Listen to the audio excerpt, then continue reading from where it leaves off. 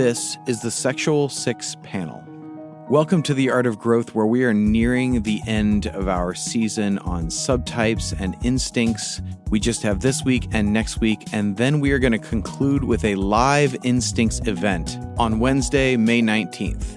This event will conclude this epic season where we have learned so much about how the instinct influences the type and vice versa. And we want to share some of our key learnings from that, also do some Q&A. And so you can get tickets to our live instincts event at our website right now, www.theartofgrowth.org.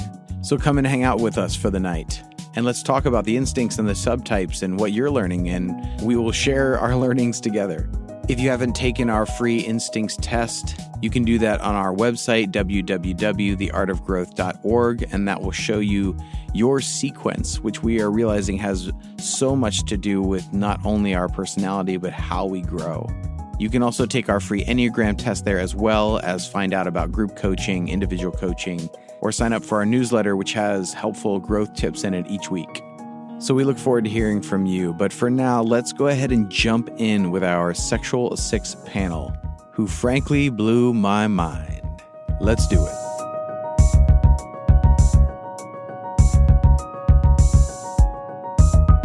All right. Well, welcome to the Sexual Six podcast. I am so excited to have each of you on with us.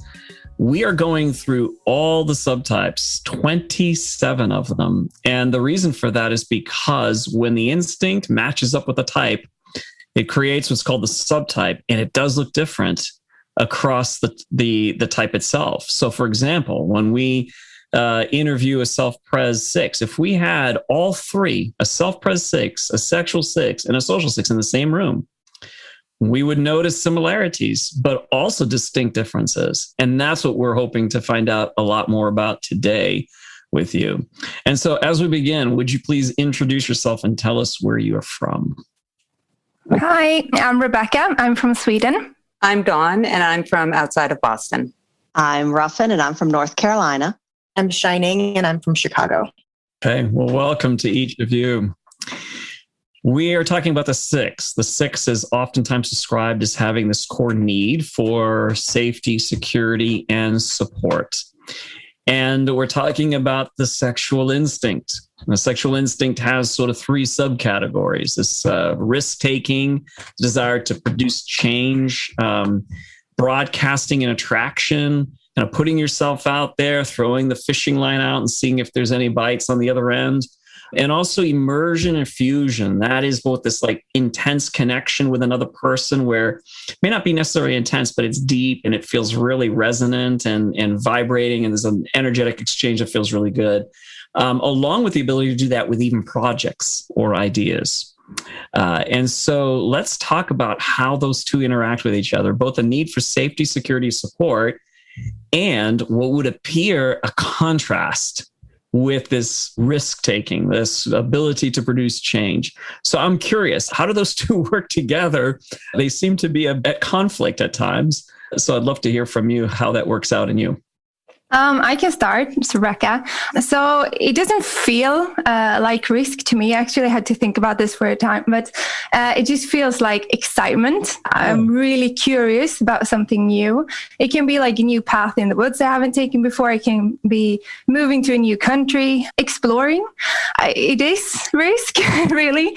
Not staying where it's safe and not doing anything different, but it feels like excitement. Also feel like 7 ways. I don't know, but I resonate a lot with that. How about producing change? When you're thinking about change, I definitely feel like a need to seek change.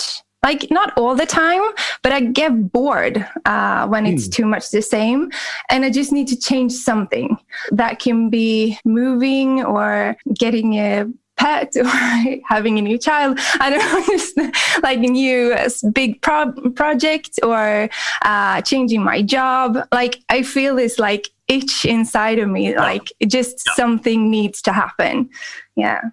Yeah, this one was one that I couldn't even conceive of myself as being sexual 6. I assumed I was self-preservation, but now I can see where that was an assumption based on what I'd heard about him, but also all that sixness.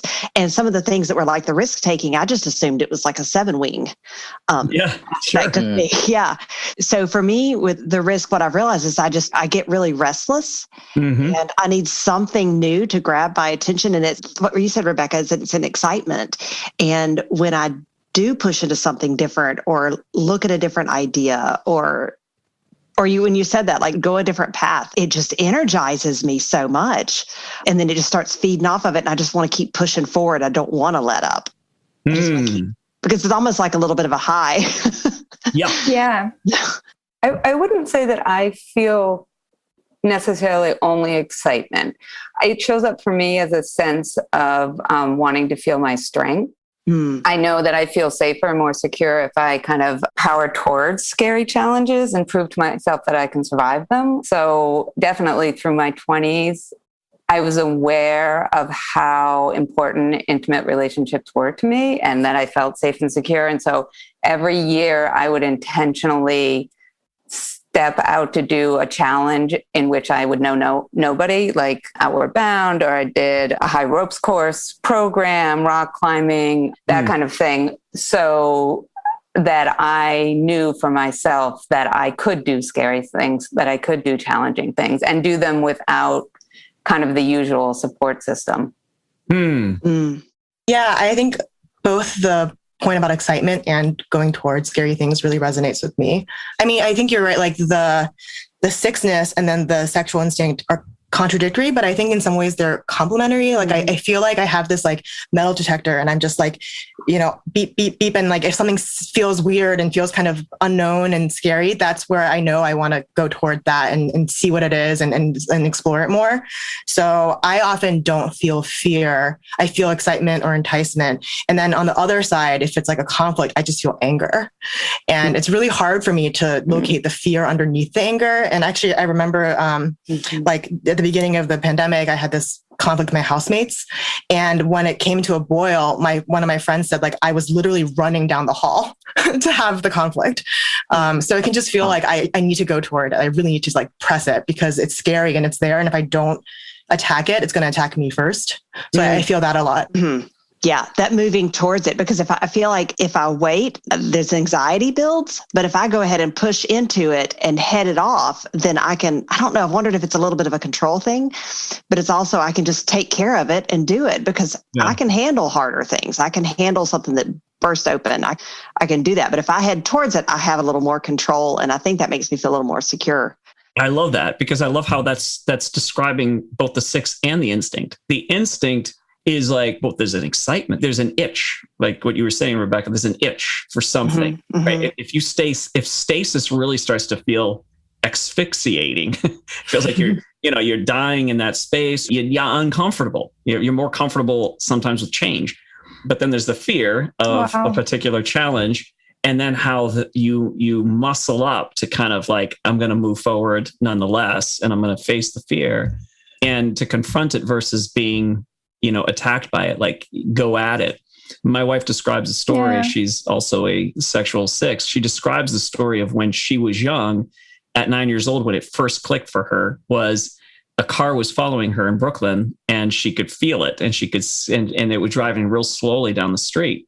And she said, in that moment, Joel, had a choice. Either I was going to run from it and I felt like he would catch me, or I turn around and confront. And I decided I would turn around and confront it. And so I turned around and started walking towards the car at 9 years old.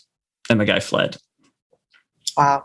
So it's like, that makes sense. And you're nodding your heads because it sounds like that makes more sense. Just the way you deal with the things that are coming at you is oftentimes to call up that sexual instinct of risk-taking to confront it. Yeah, I mean, my work used to be working with families who had a history of violence and escalating conflict. And in order for everyone in the room to be safe, I needed to step in with kind of an ability to look powerful, steady, be able to set limits, be able to confront from like the first moment of stepping into that room and with that family. And I loved it. I loved it. And there were many who did not, who might have had a different feeling, but that kind of charge, that energy really fed me. Dawn, what I hear whenever you say that is one of the things I know I can do is I can step into that and kind of take control and exert that. Mm-hmm. But I think what we also bring to it, or I'll say I imagine that you did, was that ability to bring a sense of security and safety to other people. Mm-hmm. Because I feel like that's almost like my superpower that I can bring into bearing on that in those kind of hard situations. Because I work with children with special needs and families that are in hard situations. And I feel like that's part of what I bring to the team that's working with them. Absolutely. And that sense of being able to create strong relationships. And that way of how do you create safety and security was through creating those relationships, that intimate, that one-to-one that I really had a gift for. Mm. I don't know if you guys feel that, but I can feel like a push-pull thing with the 6 and with the instinct. And like usually the instinct is quicker. So I get excited and I jump into something where I say yes. And then afterwards I can be like, oh my God, can I really do this? Or if someone like just suggests something that it doesn't really come from me, like that excitement doesn't come from me. Then you can be like, yeah, maybe. And then afterwards, like I get home, like, oh my God, maybe this is not a good idea. And then it starts like, what if? Like, so it's like a 6 underneath, but it's like the instinct is faster and takes over. Mm-hmm. Do you guys have that as well? Absolutely. I feel like, wow. Yeah. That's awesome. I was going to say, I think for me, it's actually the opposite order. Like, I think, like an example is I got this email from Joel and he was like, do you want to do this podcast? And at first I was like, I am not touching that. Like, I was like, oh no.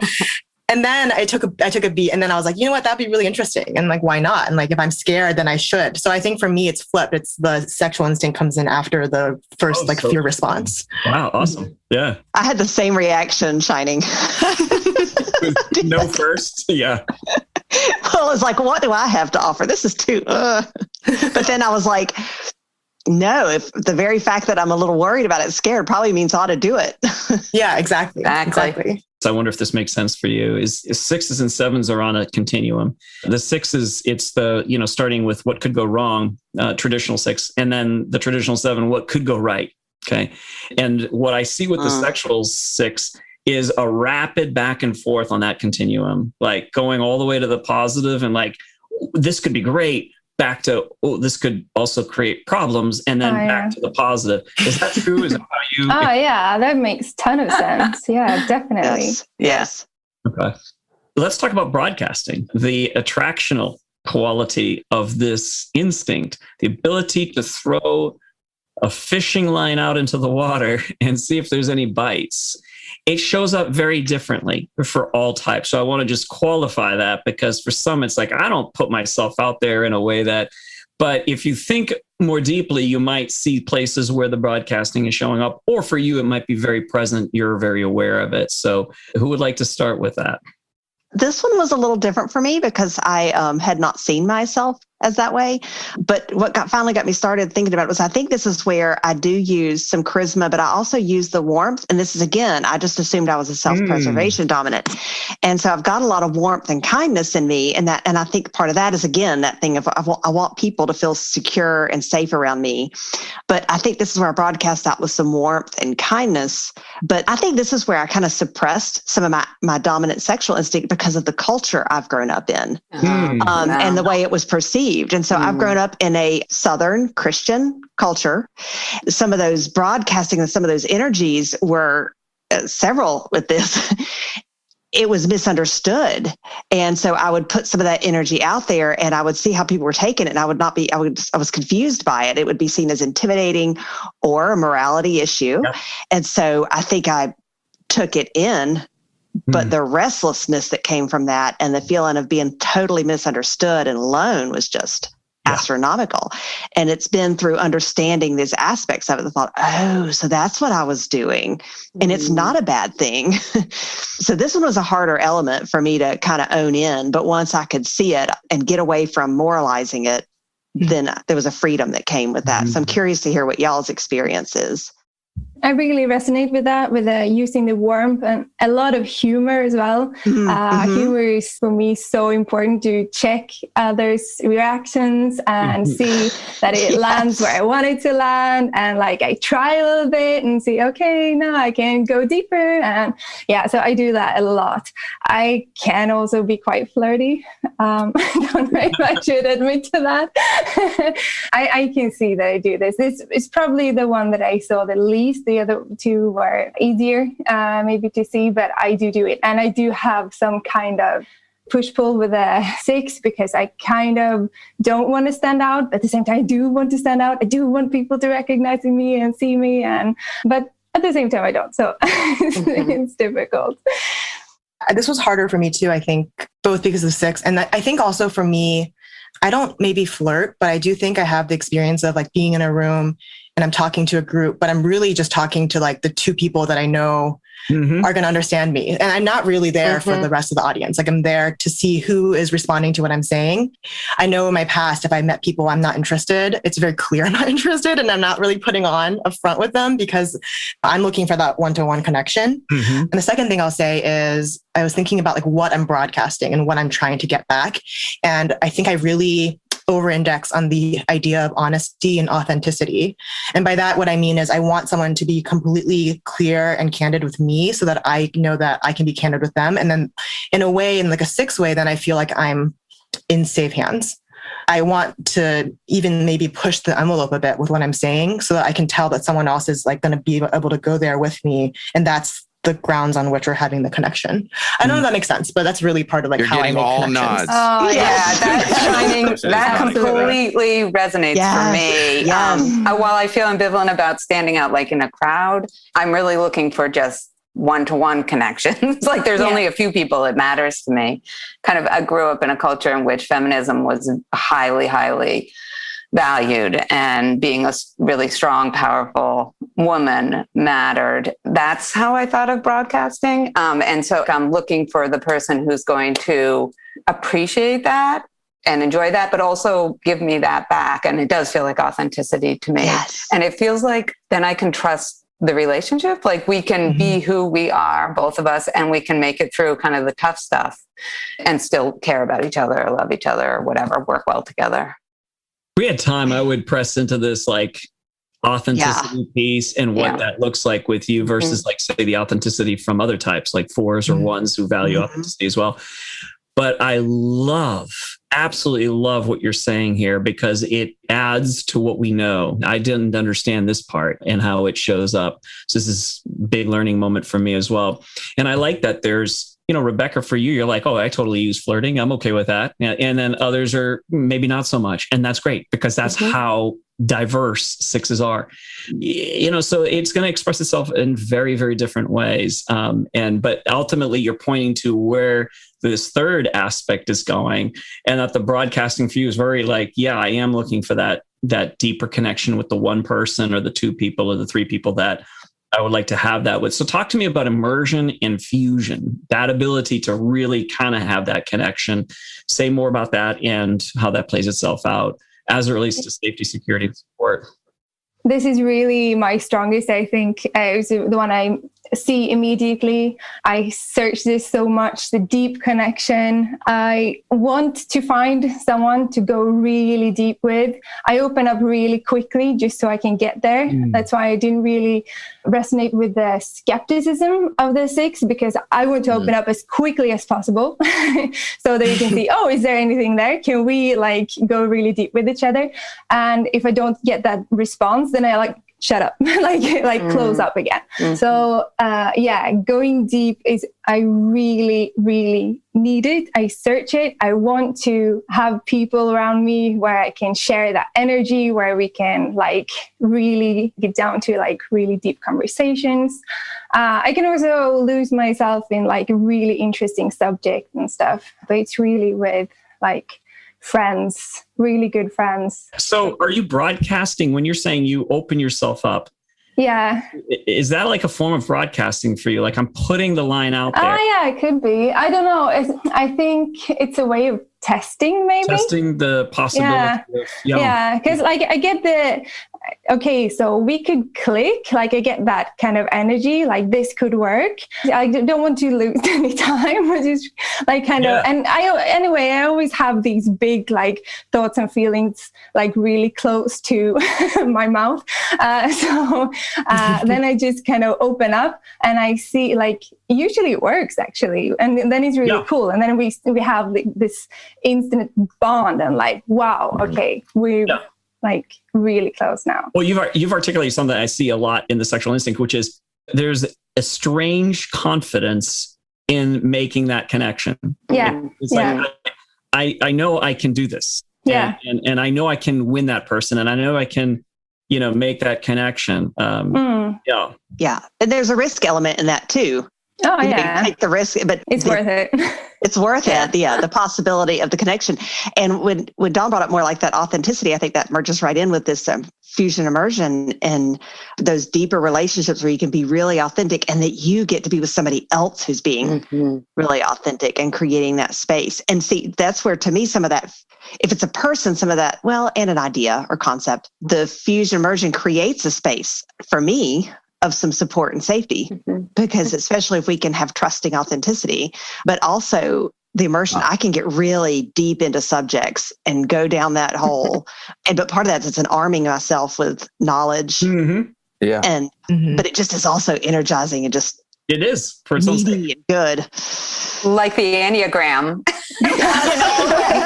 Right? I mean, I absolutely. Spend, like all afternoon reading the Enneagram books, or as a therapist or coach or whatever, studying how to have better intimate relationships. Like the number of hours per day I'm immersed in that is quite amazing. So it's both the ideas and the actual relationships. And about how to tie it back to the safety and security, there's definitely that sense of I feel safer if it's me and you together against the challenges of the world. Like I know that the world is challenging and life is challenging. And so knowing that there's some real strong relationship within which I can depend and trust and lean, and we can face those challenges together, means everything to me. And it also, there's another piece of being that support person. I often professionally set myself up that way, but also as a parent, I take that super seriously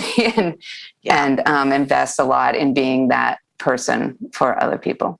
And it's a big thing, like seeking support as well. Like I get that in that relationship. I also open up a lot. Like I have this problem. Like, what would you do? Like, have you been here? Or giving support as well, or advice. So I guess that comes into it as well. Like those types of subjects usually comes up as well. If I'm having a problem with my children, I don't know, anything, or with the work, like that's where I'll go as well in these deep conversations. I was wondering whether I feel like I can really have affairs with ideas. Like there's like a decadence and sort of, I can feel really wrapped up in certain theories for a long time. And especially if I can like mash different ideas together, that feels like so good. I know it's like probably the best feeling. And it's actually to me better than like a personal relationship. Yeah. But I don't know. I think that's maybe because of the Head Center.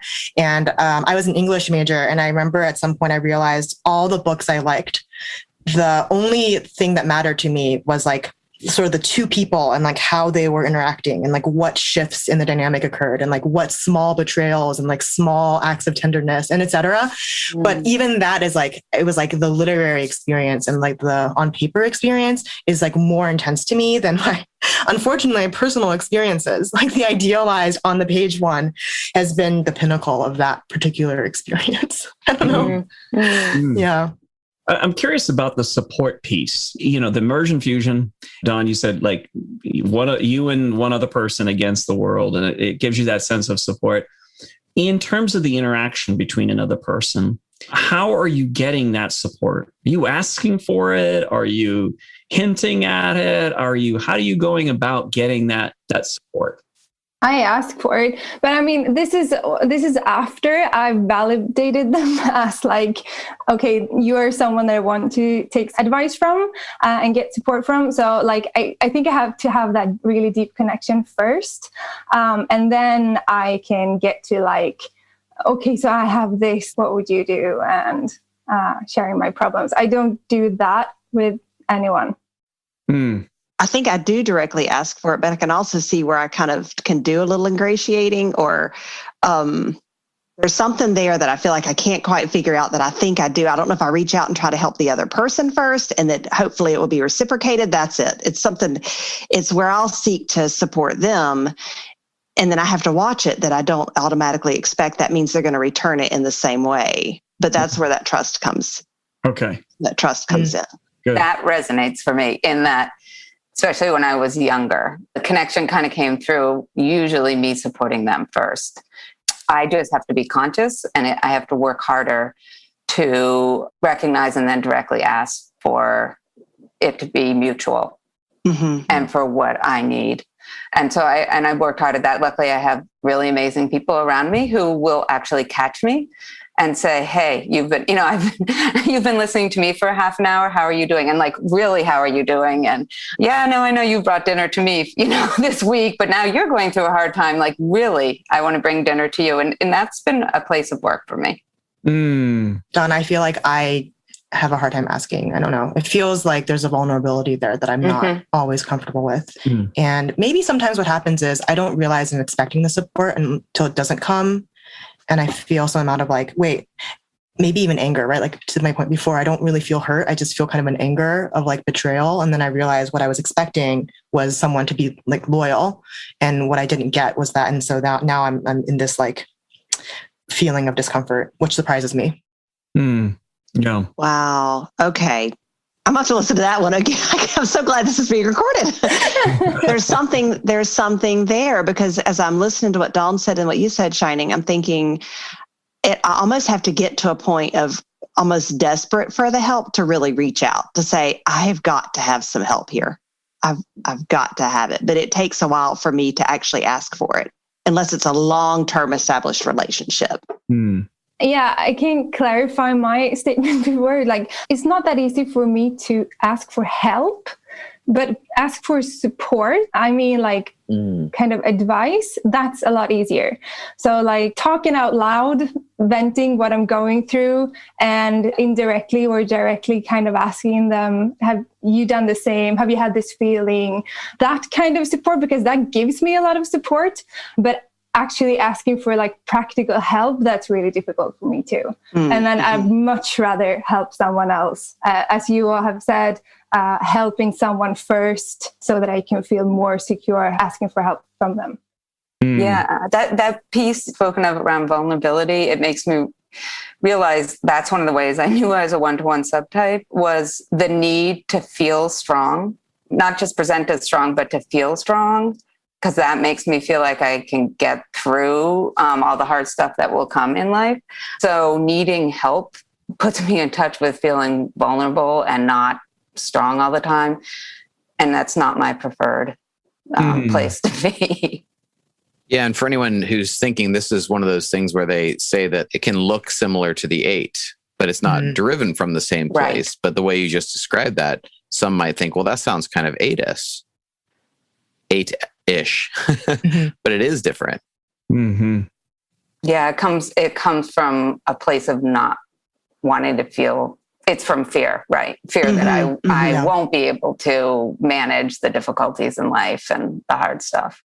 There's a bit of an indirectness to a lot of this for some of you, for folks who might be listening to this. Like, in what way are you seeking out support? Like, it's not clear to me of what you're asking for. And a lot of what's happening, for like the way you were describing it, Rebecca, is, support. I'm sharing something and you're sharing something, but it's not like a direct, hey, here's how you could support me right now. It's not that way. And so that indirectness is because in many ways, the 6 is looking for a witness, someone alongside looking at the same situation with me.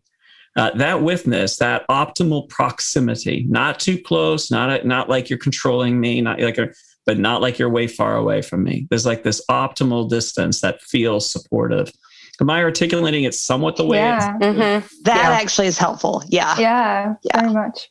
And I do think that I'm aware that there are people I can call on. It's just when I actually have to call on them that it brings me in touch with that Oh, that's interesting. But supporting other people, I guess I assumed that they would be there for me too. And honestly, they usually are. Yeah. It's just like, it's just getting in touch with that I need somebody that makes me even more anxious or aware of their scary things. And it does feel like, to me, I'm thinking about the times that I've had those moments with people I'm close to, and I'll say, I hate being weak. Somehow I've been labeled as being weak and that being strong. And I also don't want to burden other people. But yet if somebody were to come to me, I would gladly step in and gladly help and gladly push into whatever hard they needed me to push into with them.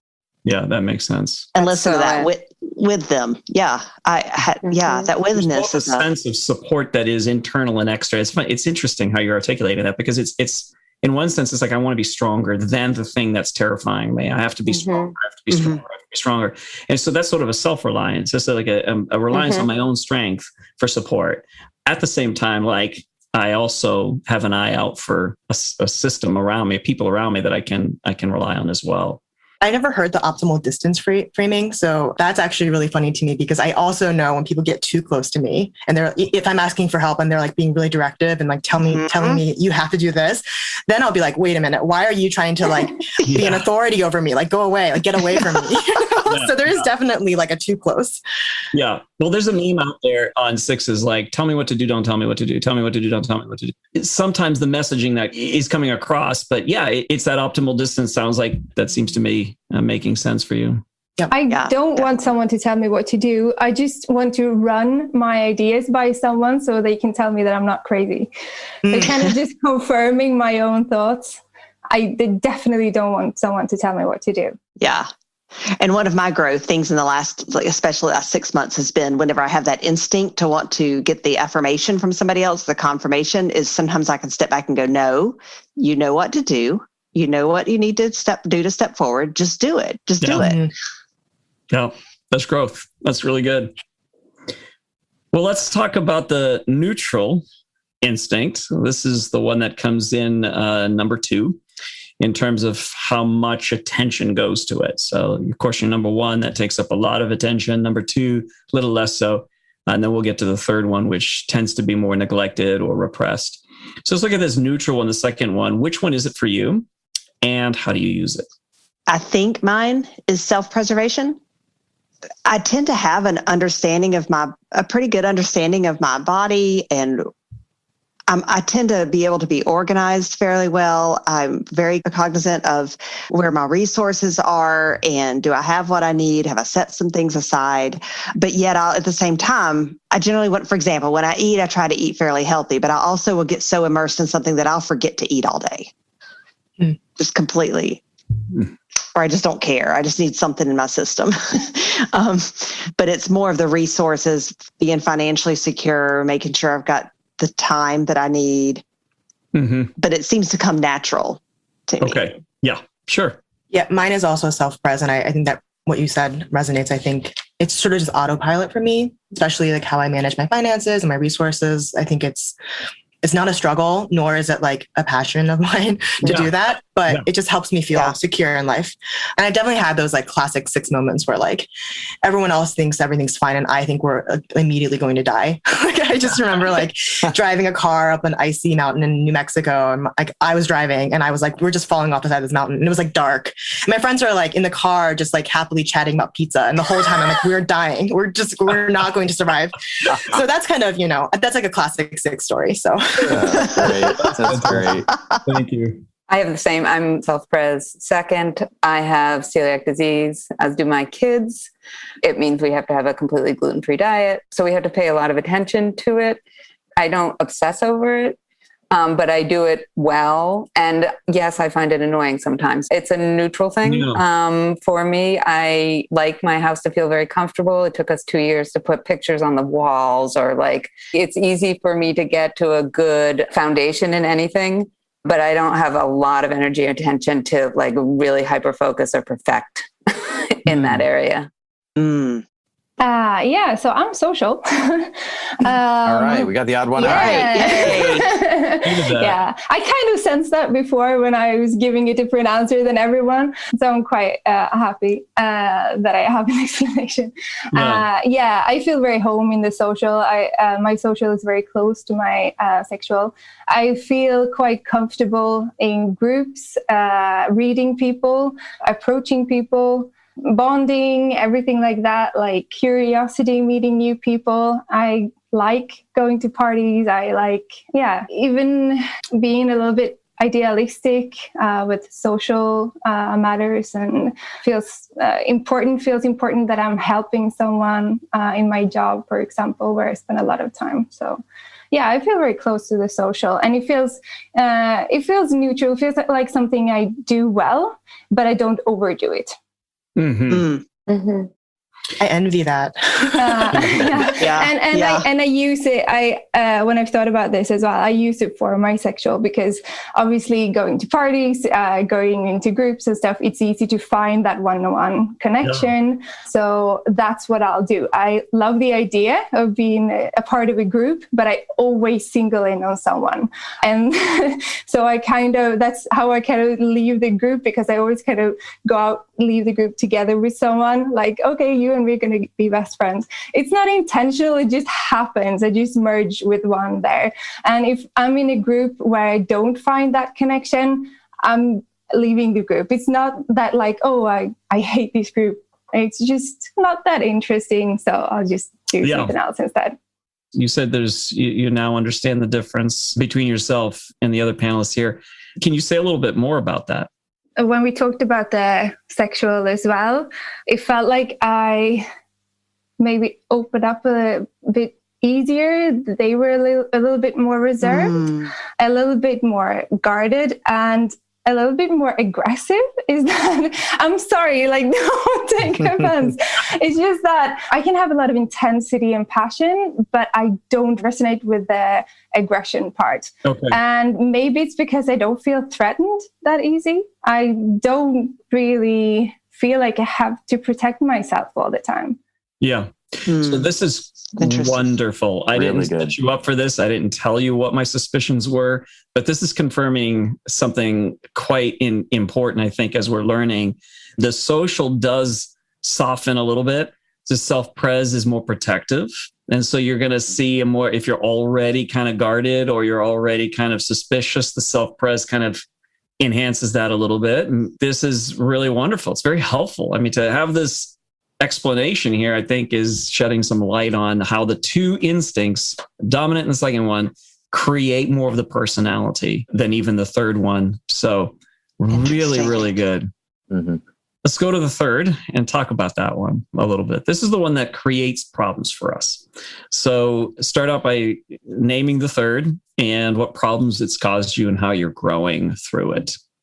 Yeah, so I can start. So it's self-pres. That's my repressed.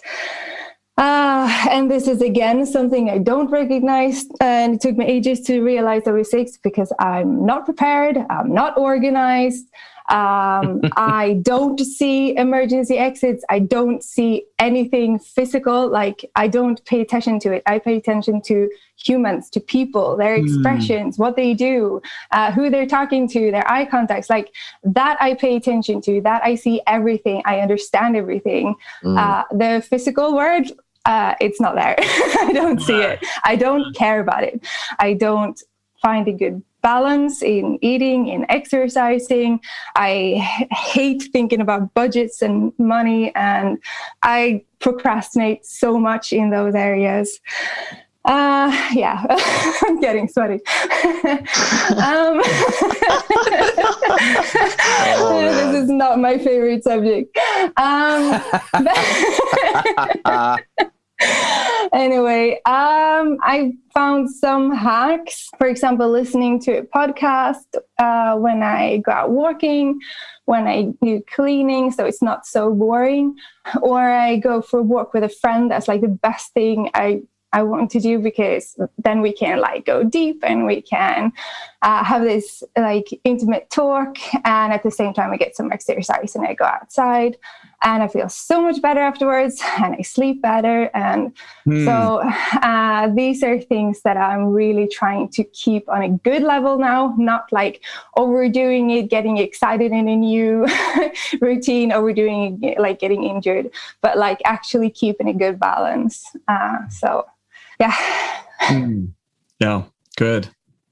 This was a harder question for me to answer. And I wonder if it's because I am so disconnected from it. But I just, from other information that I'd had up until the way you all have approached and presented the instincts, I assumed I was self-pres was social second, but I think that was, again, an acculturation thing where it was so expected to be part of a group. And I do feel a lot of responsibility for that. I'm also a parent of 3 boys, and there's a lot of things that you end up getting involved with church or scouts. And what I can come up with is it takes a lot of energy. And again, I thought that was because I'm an introvert, but I see it in a different way now.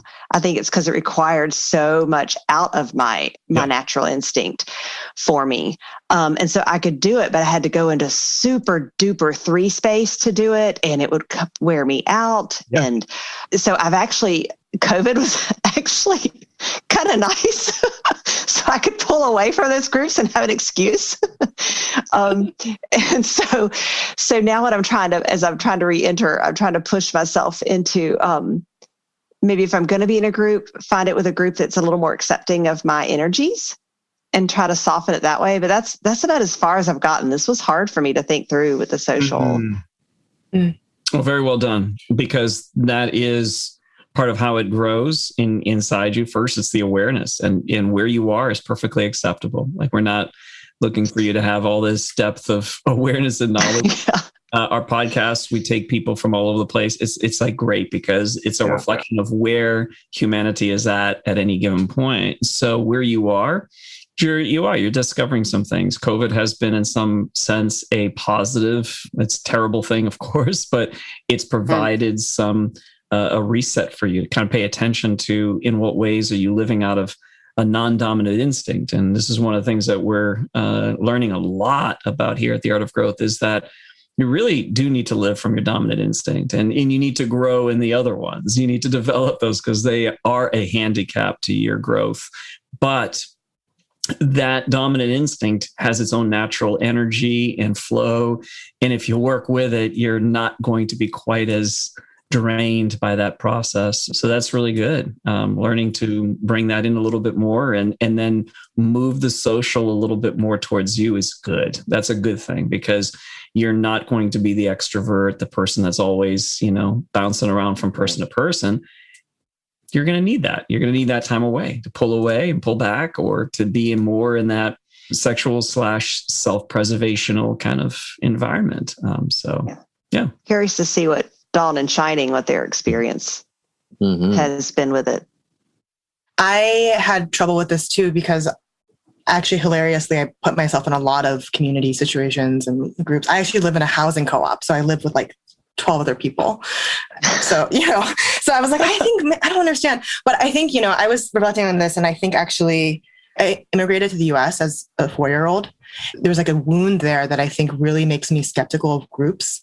And it's because like my first memories, like when you're 4, that's like kind of, your first like being a human memories. And a lot of my memories were of being like basically like pushed out by my teachers and my classmates. It was just, I didn't speak English, it was just hard.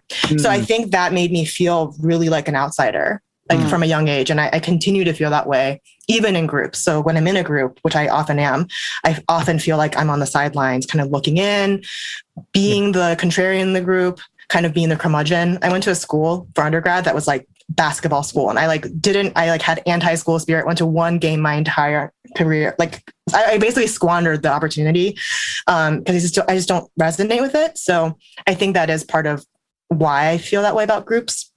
Though I think I like individual people most of the time. I like really hate groups. And I feel skepticism. And this quick other story is that my partner is a social 9. And so he's often like, gets really like enmeshed in groups and fuses with groups and like loves being at the service of, whatever professional organization he's in. And he says like, his worst experiences, he comes back from a conference and he's like riding the high of being with all of these people and kind of like collaborating and gelling. And that's when he's talking about that is like when my hackles go up and I'm like, wait, what? And that's when I like bring the hammer down and I'm like, what? Like, are you sure you can trust these people? Like, are you sure this group is like doing what it's supposed to do? And so it's like a really bad collision of my type and his type in that moment. That's like the most incompatible moment. So anyway, so that's my issue. And I think it's hard for me to solve it. I think if I can think of the group, this is like a really weird, if I can have a theory of group, like if I can find like management science or some other theory of group and understand the group in like a theoretical way, like using the head center, that helps me. So at work, I'm okay. Because at work, I have these processes and I have these like different methodologies of working in groups. And that makes me feel like I know what's going on. It's worse for me socially than in a professional setting for that reason, I think. Yeah. So much of that resonated with me, knowing that I'm a 6. So I believe in doing for the common good keeps me motivated and in there, working my social instinct. I also grew up in a community that cared very much about social justice, still live in, send my kids to school. So, I think the 6 word, a duty. I believe that I'm responsible for being part of kind of changing the world, changing society. That keeps me moving ahead and part of. It's interesting what you said, Shining. My work, I had to study so much systems theory. Actually, that is energizing. If I'm kind of going in to do systems work, that's actually very energizing if I'm using my head. But if I'm just in a social, like a party or whatever, I'm looking for the one-to-one there. So, and that's another way that I cope is I can go into social settings and then I'm looking for the one-to-ones, but it can be draining for me. And a piece of work recently I've done is kind of accepting and anticipating that and being okay kind of with that, that I'm not doing 24/7 trying to change the world. Yeah. Yeah. So one of the tips that might be helpful is to consider how your neutral instinct can help you in that process. And so it can create the safety, the context for you in which you can engage. It's great that you use your head definitely to get there. I mean, that's your strength. That's your starting point. That's your gift. You can analyze, you can look at all the contours, you can think through, you can use that. But then when it gets into the actual practical experience, that's when it can be very draining. And so using the second, the neutral, the self-preservation instinct for a few of you will be helpful in trying to get to that social piece. And we can definitely say more about that offline, but this has been an incredible treat. Thank you so much for opening up your insights, the depth that you brought. Really, really, really good. I really appreciate each of you for doing this. Yeah, thank you so much for bringing yourselves and you're just articulating so well where you're coming from. And I think that will help a lot of people. It's just been a real treat. And this just really helps with the continued learning for all of us as we discover these nuances, really break this concept that Enneagram or anything like this is going to put you in a box because you're not in one. You have a starting point and then you have a process that you're moving forward in. And that's really a beautiful thing. So thank you all for joining us on this. And we will talk to you again soon. Bye.